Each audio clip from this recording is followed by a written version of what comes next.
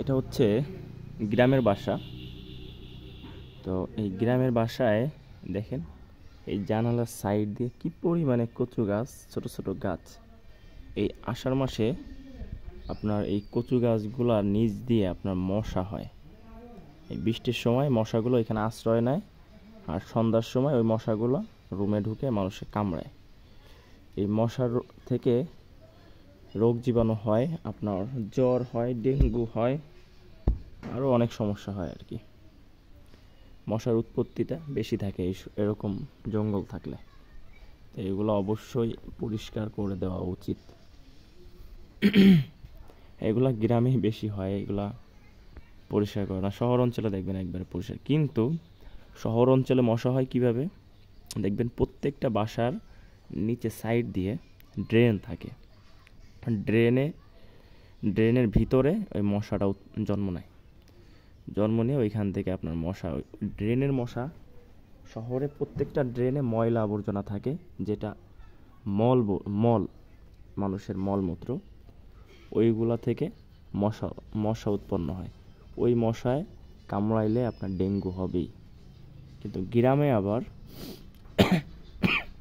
মনে করেন যে ডেঙ্গুর উৎপত্তি হয় কিভাবে, ধরেন একটা লোকের ডেঙ্গু হয়েছে, কথার কথা, ওই লোকরে যদি কোনো মশায় কামড়ায়, ওই মশা যদি আবার অন্য কাউকে কামড় দেয় বা অন্য কারো শরীরে গিয়ে বসে হুল ঢুকায়, তাহলে ওই মশা থেকে ওইভাবে আর কি ডেঙ্গু হয়। আর শহরে ডেঙ্গু মনে করেন যে যদি 100 মশা থাকে, 100 মশার ভিতরে আপনার 50-60টা মশা ডেঙ্গু হবে।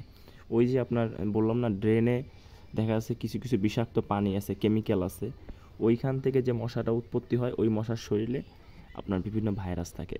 ওই মশায় যদি কামড় দেয়, ওই ভাইরাসটা শরীরে প্রবেশ করে এবং ডেঙ্গুর উৎপত্তি হয়। এই কারণে হচ্ছে শহরের মশাতে ডেঙ্গু রোগটা বেশি থাকে। ডেঙ্গু আছে, অনেক জীবাণু আছে, যাই হোক, এটা হচ্ছে কাহিনী। আর গ্রামের মশায় তেমন একটা ডেঙ্গু থাকে না, কিন্তু মশার উৎপত্তি বেশি। গ্রামের যে পরিমাণে মশা, প্রচুর মশা।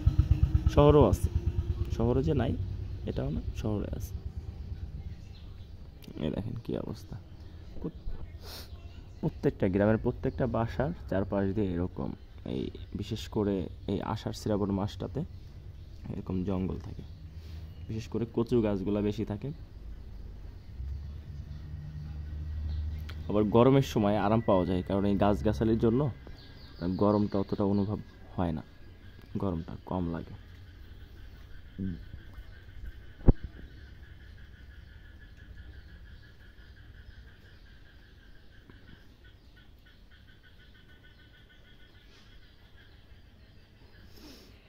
আপনারা ভিডিওটা কে কোথা থেকে দেখছেন কমেন্ট করে জানাবেন। আর নতুন ভিডিওর জন্য কমেন্ট করবেন, কী টাইপের ভিডিও চান সেটার জন্য কমেন্ট করবেন, তাহলে ভালো হবে।